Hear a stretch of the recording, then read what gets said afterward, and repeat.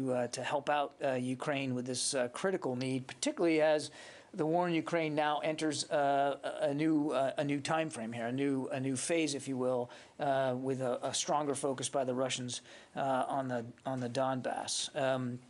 I know that you all have been covering the missile strike that occurred at the Kramatorsk. Sorry, I'll probably mess that up. At the train station there in the Donbas.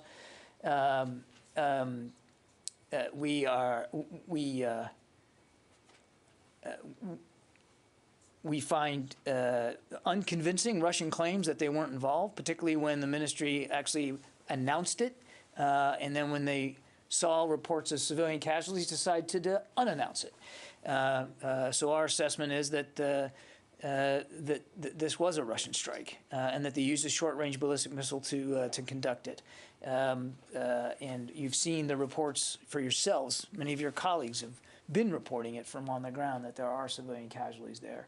It is, again, of a piece of the Russian brutality in the prosecution of this war, and their carelessness for trying to avoid civilian harm. On personnel notes, we are very happy to hear, got the news last night that the Senate unanimously confirmed 2 DOD officials, Bill LaPlante as the Undersecretary of Defense for Acquisition and Sustainment, and Eric Raven to be the Undersecretary of the Navy. We're very excited. These are 2 very big positions, very key positions here at the department, and we're excited to have them be joining the team here in the coming days. There's a lot going on, a lot of threats and challenges to deal with, and both these gentlemen will be key to that effort. Moving on to some other news. On the 1st of April, U.S. sailors, Coast Guardsmen, and Marines embarked aboard the USS Herschel Woody Williams with support from Interpol, and they assisted then in the Cabo Verde Maritime Forces with the interdiction of a Brazilian-flagged fishing vessel, seizing approximately 6,000 kilograms of cocaine and with an estimated value of more than $350 million. Local authorities took 7 individuals into custody during that counter-drug operation. Another good example of working with our allies and our partners all around the world to improve security and stability. Then on a programming note, on Monday morning, the Secretary will welcome here to the Pentagon the Indian Minister of Defense, Rajnath Singh, for an enhanced cordon ceremony and a bilateral meeting. That, of course, will be, you'll be able to cover that. Then later in the afternoon, the Secretary and Minister Singh will join Secretary of State Blinken and the Indian Minister of External Affairs, Jaishankar, for the 4th U.S. India 2+2 ministerial dialogue, and that'll occur on Monday. This year's 2+2 will span the full breadth of the partnership between the United States and India, including defense, science, technology cooperation, climate, public health, and people-to-people ties. Since its inception in 2018, the 2+2 ministerial has allowed the United States and India to continue to work towards building an advanced, comprehensive defense partnership that we think is poised very well to meet the challenges of the 21st century. So with that, Bob. Thank you, John. On Ukraine, as the Russians narrow the focus of their operations to the Donbas and the south, as you described, do you anticipate that this will change in any significant way the Ukrainians' needs, the type of needs they'll have for weaponry, other assistance from the United States and other partners, and also will it make it significantly more difficult to get it into them? I do not. We do not assess that this higher focus by the Russians on the south and the east, by itself, geographically, is going to affect in any appreciable way the continued transshipment of security assistance on the ground into Ukraine that the United States is helping to coordinate. And as for whether it will change the requirements, I think largely that's going to be up to the Ukrainians. As I think you all know, the Secretary spoke with Minister Reznikov just yesterday, late yesterday afternoon. Good conversation, as they all are. The minister was grateful for the security assistance, particularly the recent announcement of $100 million worth of javelins, which we did very much in keeping with conversations with them about this renewed fighting in a much more confined geographic area. So we are tailoring our security assistance to meet their needs on the ground, but it's their needs we're trying to meet. We're not trying to, foist stuff upon them that we don't think that they can use. So I guess that's a long answer to a very brief question. It's too soon to know if there's going to have to be any adjustments. We'll work that out in real time with Minister Reznikov and the Ukrainian Armed Forces. And clearly, if it's something we can do and we can do it quickly, we will absolutely do that. Right now, I don't think we're anticipating any major muscle movement changes in terms of the security assistance required for this new push by the Russians in the Donbas. I will tell you, and I think I've said this before, but I mean, one of the things the Ukrainians continue to say is one of their most valuable commodities is small arms ammunition.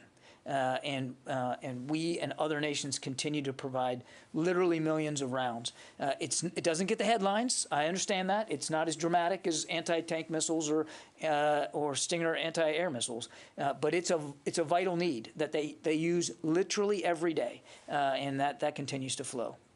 Thanks. Sylvie. Thank you, John.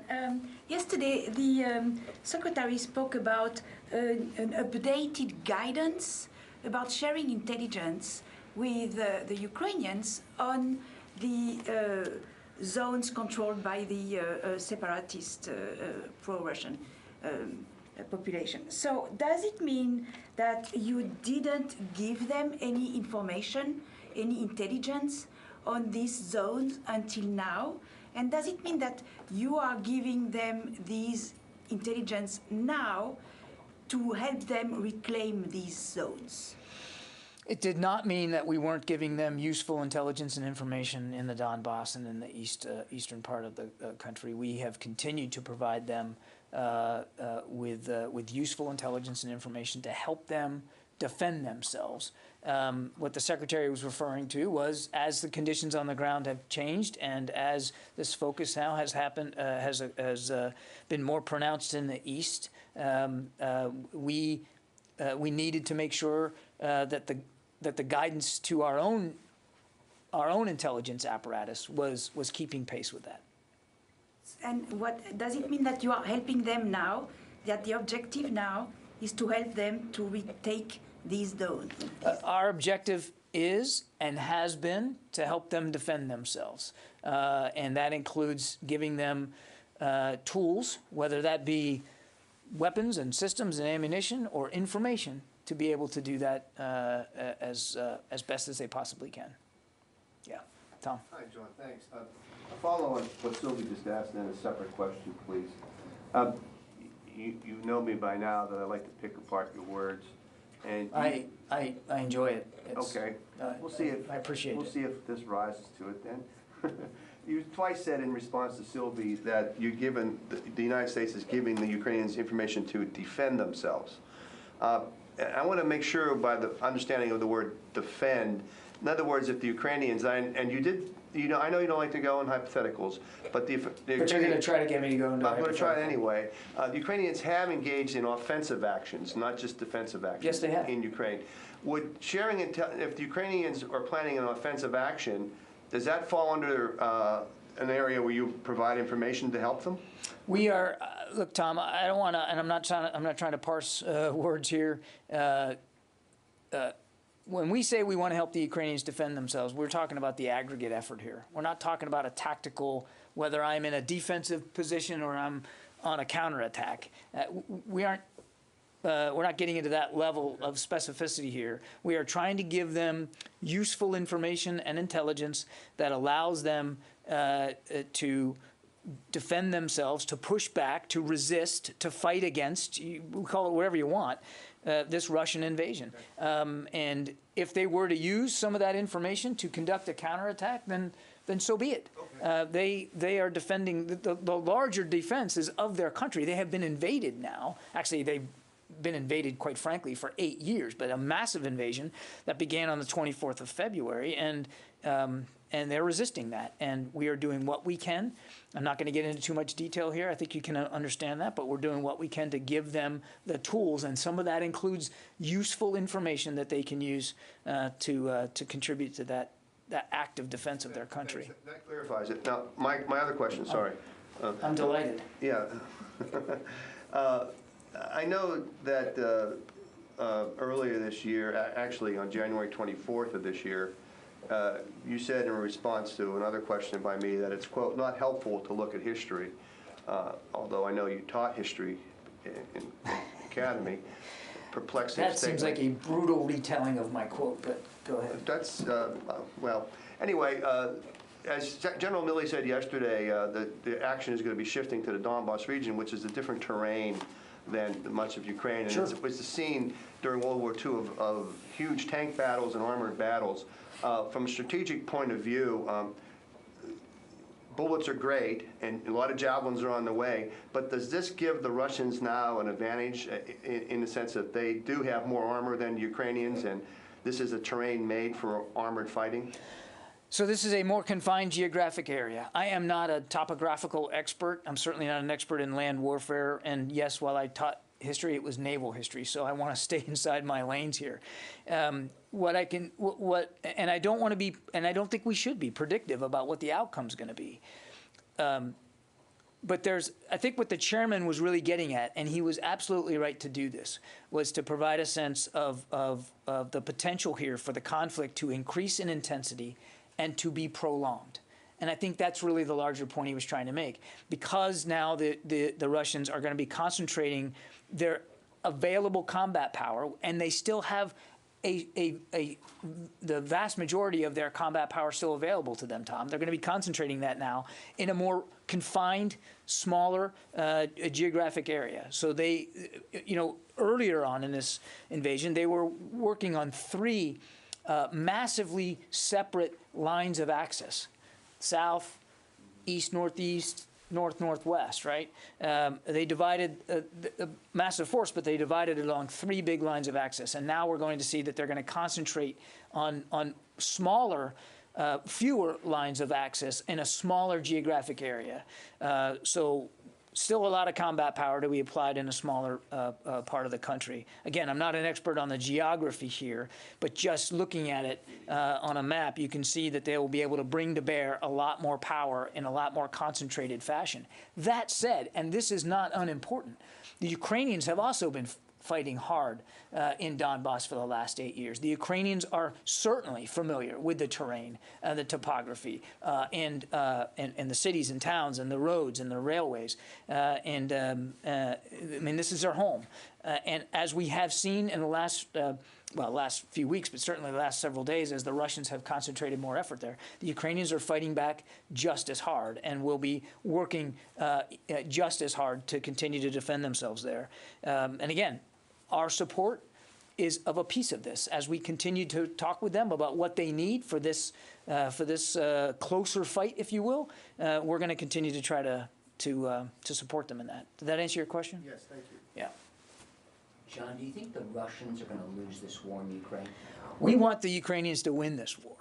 And we want to see Ukraine not have to fight for its own sovereignty, as it has been for 8 years. We keep forgetting that. I think President Zelensky has been rock solid clear on what his outcome is here. A whole Ukraine fully respected as a sovereign nation state. We want that for him too. And so we want to help, we want to see them win. And that's why we are committing so much energy and security assistance to that country, and we'll continue to do that. If you want to see the Ukrainians win, does that mean you want to see the Russians lose? We want to see Mr. Putin and the Russian army lose this invasion, lose this fight inside Ukraine. It is Ukrainian territory, Ukrainian sovereignty. It's Ukrainian cities and lives that are being destroyed. And obviously we want to see that end, and we want to see Ukraine whole again. Will the U.S. support Ukrainian forces if they go on the offensive in Crimea and the Russian-backed separatist regions in eastern Ukraine?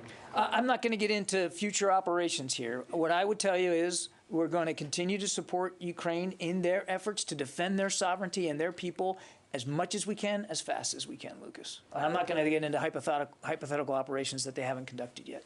Kelly. I have two questions, if I may. The first is on a profile today on the Commander-in-Chief of the Ukrainian Armed Forces leading the fight against the Russian. I was curious if you had a comment on his leadership or a message to him. And second, Russian officials are threatening Finland if it goes ahead and joins NATO? Do you take those threats seriously, and would the U.S. come to Finland's defense? So by the profile of the commander, do you mean President Zelensky? No, his commander-in-chief. The commander of his armed forces in Ukraine, I the top general. I have not seen the profile, Kelly. So let me take a look at the profile before I try to characterize it. I would just tell you that we have good connectivity with the Ukrainian armed forces at the very senior levels. General Milley speaks very frequently with his counterpart. As you know, you guys see the readouts. You know how often Secretary Austin speaks with Minister Reznikov. And, of course, President Biden in his regular contact with President Zelensky. It is remarkable how well they are leading their forces in the field and how good their command and control still is today. Well organized, well equipped, certainly well trained over the last 8 years, and you're seeing all that come to bear. So I haven't seen the profile, so I can't really comment on that, but we have great confidence in Ukrainian military leadership and the incredible work they're doing, leading their troops in the field. And it's, again, you've seen it. It's not just Ukrainian troops, Ukrainian citizens taking up arms and defending their streets and their cities. On your other question, again, I don't want to get ahead of where we are on a process here. A decision to join the NATO alliance is between the alliance and that nation, and I'm certainly, the United States is not going to interpose ourselves into that decision-making process. That's really for them to speak to. That said, and I think today's movement and the announcement that we're going to be providing a Patriot battery inside Slovakia tells you how seriously we take our Article 5 commitments inside NATO and the alliance. And as you've heard President Biden say, we're going to defend every inch of NATO territory if it's required. It's an ironclad commitment. The United States believes that and will continue to look for ways to, especially on the eastern flank, to bolster that. Qasim. Just a follow-up on Sylvie's question on information sharing. Secretary Austin yesterday said that you guys are clarifying the guidance for your force. What was he meaning actually while saying clarifying? What are you clarifying? As the situation changes on the ground, information needs change. Information requirements change. Information guidance changes. And I think that's what the Secretary is referring to. And then another question, sorry. Of course. We have seen reports that a base of U.S. forces are stationed in Syria came under rocket attacks and 2 U.S. service members were wounded reportedly. Do you have anything on that? Yeah, actually I do here. Hang on. So I think you guys saw CENTCOM put out a release that there was indirect fire. 2 rounds received at Green Village in eastern Syria. They announced yesterday, we still assess that at this time, 4 U.S. service members are continuing to be evaluated for traumatic brain injury symptoms. The number's still 4. It could change, as we have seen in the past, but that's where we are right now. The indirect fire struck 2 support buildings. We're still investigating this. I don't have attribution for you. I don't have more detail on damage. Okay? Court. Just one more. You don't have any attribution, but do you have any sense whether this was something that was carried out by some sort of a militia group? It's just. I mean, it is certainly a tactic that has been used by these militia groups that are supported by Iran. It's right out of their playbook. I think our working assumption would be that that's the case here, but we want to do the forensics and do it properly. Do I have a sheet for the calls or nobody? I didn't get one, so we're not. Nobody? You should Okay. stay with me then. So that was my poor attempt to move off of you, but failed. But I Yeah, appreciate the effort.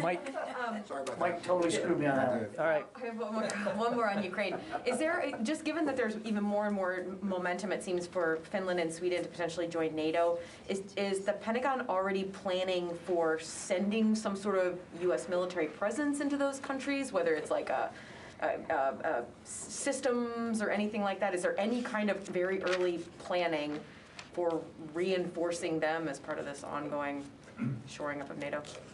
Well, we've been doing that. I mean, But specifically for some of a longer-term presence to Finland and to Sweden, specifically if they... I know of no such plans for countries outside of NATO. No. But once they, once they join NATO, like, is there early planning going on for if and when they actually do become members of NATO? I'm not aware of such planning. I mean, that's many horses beyond where the cart is right now. Again, I don't want to get ahead of a decision-making process between a sovereign nation state and the alliance. There's no active planning for any kind of U.S. force presence in those countries. Again, we would need to, be in a process of them being NATO members and to have that conversation. We're just not there. Once told me the Pentagon was a planning organization, but maybe that was... We do. We plan for a lot of things, Right. but we don't plan for everything. Okay. There you go. That's it. Yeah, I'm going to trademark that. Okay. Janie. Thank you, John. The U.S. strategic assets will be deployed during the U.S. and South Korea joint military exercises to be resumed next week. Do you see this as a sufficient deterrence to North Korea and send a message to North Korea? I mean, look, all our training events are meant to improve our readiness. It's not about message sending; it's about readiness, and that's our commitment on the peninsula. That's our commitment to our South Korean allies. Because Kim Jong-un's sister mentioned this time they're not shooting the South Korea, but they will be shooting the United States. She gave it to some kind of a signal to United States. How do you respond? I haven't seen those comments. We're well aware of the North Koreans, their efforts to advance their nuclear ambitions as well as to advance their ballistic missile capabilities. We have reacted to that as just recently as a couple of weeks ago. You saw that we're boosting our ISR commitment in the Yellow Sea region. So I mean, look, we don't need to hear threats and threatening comments from North Korean leaders to understand the actual threat that Pyongyang represents to the peninsula and to the region. And that's why we're continuing to adjust our posture as needed, to adjust our intelligence gathering posture as needed, and certainly to adjust our training and readiness with our South Korean allies. Rio. Oh, thank you. I want to ask you about China. The Chinese President Xi said to his Philippines counterpart earlier today that regional security cannot be achieved by strengthening military alliance. Do you think this is an attempt to divide the United States from a U.S. ally while the Biden administration is focusing on Russia? Well, look, without speaking to that particular comment, we have seen the Chinese repeatedly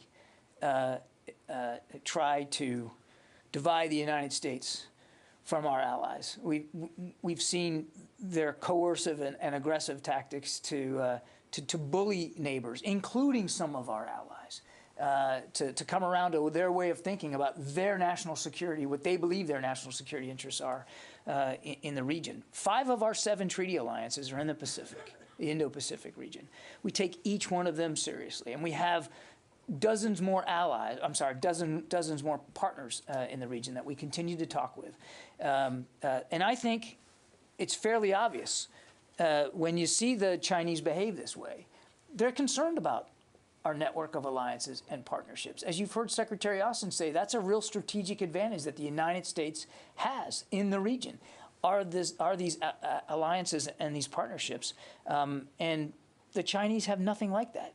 They don't have a lot of friends. They don't have a lot of people they can draw upon for that kind of support. And when you hear the Secretary talk about things like integrated deterrence, he's talking a lot about U.S. capabilities, but he's also talking about how we combine our capabilities in an integrated fashion with those of our allies and partners. Again, China has nothing to compare to that and cannot rely on that same kind of a network. Just a quick follow-up.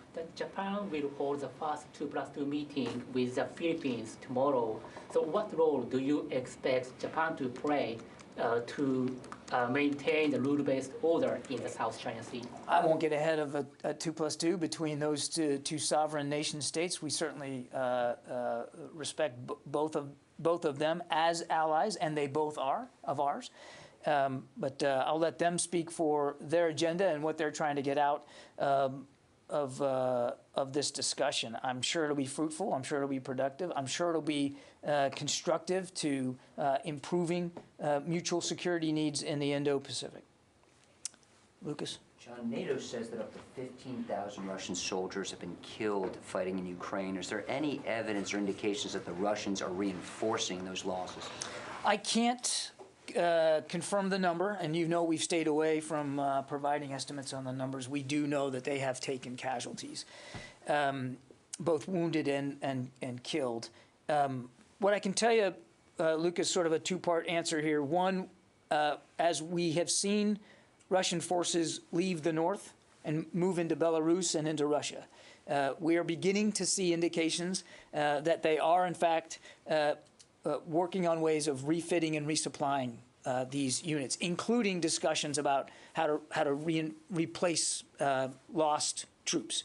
Now, some of these units are almost completely devastated, and it's unclear whether they will ever be reformed or whether they'll be combined with other units that are less depleted in manpower, equipment, vehicles. So they're working their way through all that right now. Remains to be seen how fast they'll be able to do it and with what, but we have seen indications that they are looking at their manning shortages in some of these units and how they're going to try to fix it. Do you know how many Russian soldiers they're looking to call up or send in? We have seen some reports that they are looking at mobilizing reservists, tens of thousands perhaps, but again, I think that remains to be seen. And just to follow up to Ruo's question, is the Secretary disappointed that the U.S. Navy is not planning to build a lot more ships to keep up with China? China's shipbuilding program is on a linear trajectory, and the U.S. Navy shipbuilding trajectory is very flat. Does that concern him? I don't know that I can approve upon the Secretary's own words on this yesterday, but he clearly got an opportunity to speak to shipbuilding yesterday at the hearing in front of the Senate Armed Services Committee, and then again on Tuesday with the House Armed Services Committee.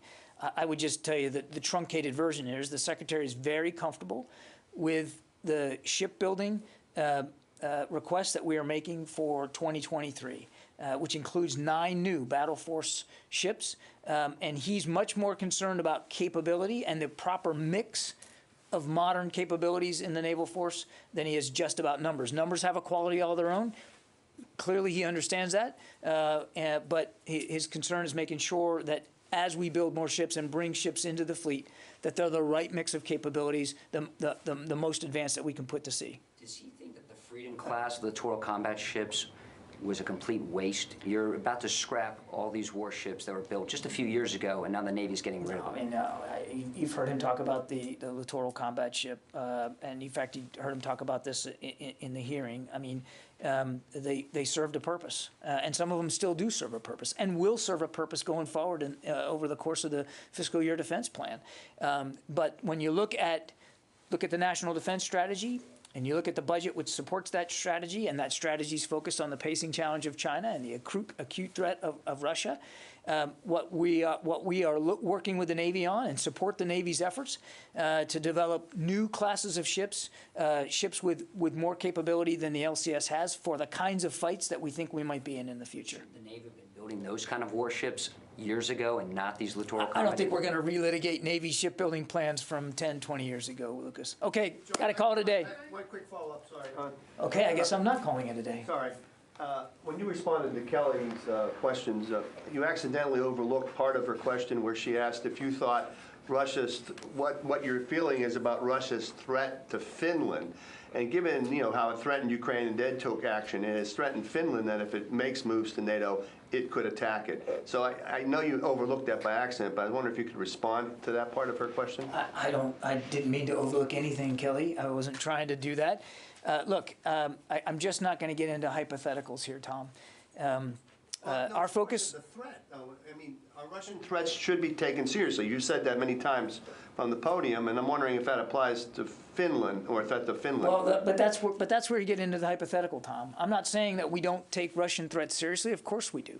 But I'm not going to speculate or hypothesize about about another threat to another nation, certainly a non-NATO nation. I'm just not going to go there right now. Barb.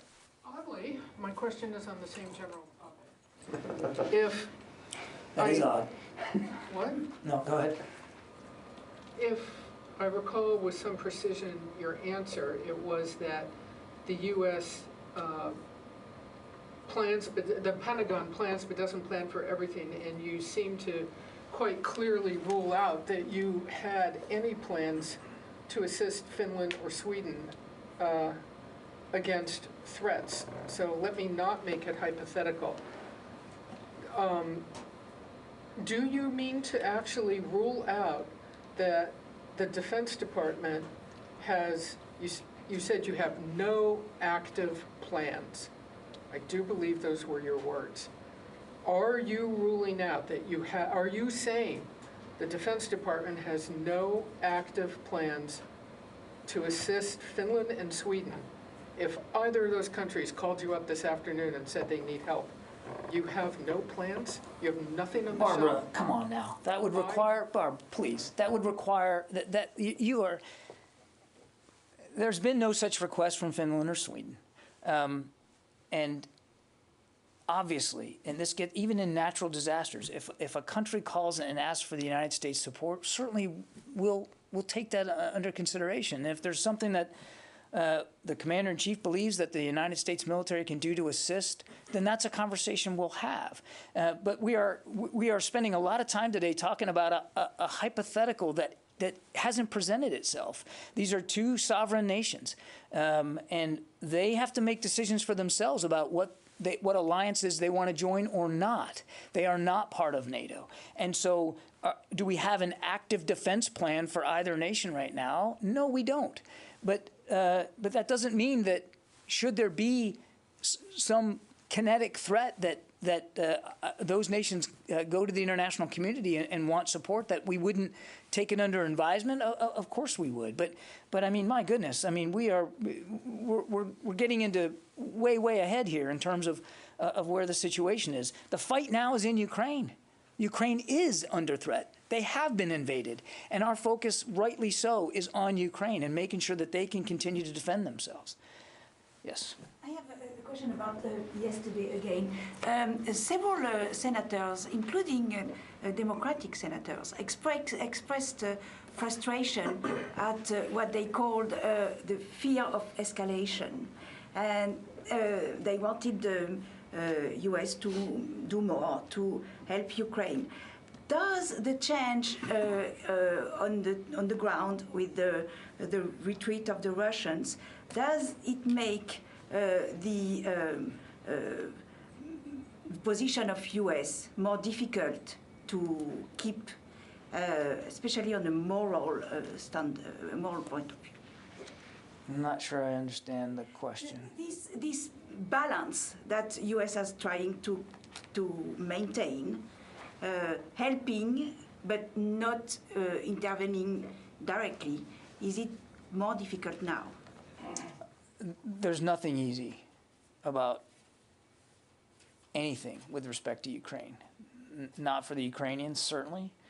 Not for NATO. Not for individual nations like the United States that are trying to support Ukraine. Nothing's easy about this. And we are working incredibly hard at an unprecedented scale to help another nation defend itself. I know we get up here and we spout these numbers, and maybe sometimes they just kind of go into the ether because we do it all the time. 100 million, 300 million, 200 million, 350 million, 800 million. Over the course of this administration now, $2.5 billion, which is almost as much as Ukraine's defense budget. And we've done it in near record, actually in record time. We think about the speed with which this stuff is getting over there. So we're doing as much as we can, as fast as we can, and at the same time, doing as much as we can to bolster NATO's eastern flank. We went from about 80,000 troops in Europe in mid-February to now over 100,000. And now you see us just another repositioning inside Europe of a Patriot battery into Slovakia. No other nation could do that from a logistics perspective. No other nation could do that from a supply perspective. So we just fundamentally bristle at the notion that we're not doing enough and we're not doing enough faster. I mean, it's unprecedented. There's no historic comparison to what we're doing now to anything we've done in the past. At the same time, Sylvie, we are mindful that Russia is a nuclear power and that we don't have perfect visibility into Mr. Putin's thinking. And so it would be irresponsible. I mean, Secretary Austin took this office with one charge, and that is to defend this nation. Part of defending that nation, this nation, is escalation management. And if he wasn't doing that, if he wasn't thinking about the potential for escalation and where that might go, then he shouldn't be in the job. He takes that responsibility extremely seriously because the stakes are very high. So no apologies for thinking about that as we continue to support Ukraine. And certainly no apologies for the speed with which and the scale at which we have continued to do that. And I think you're going to see it continue going on in the future based on our constant conversations with Ukraine. Okay, thanks everybody. Have a great weekend. See you Monday.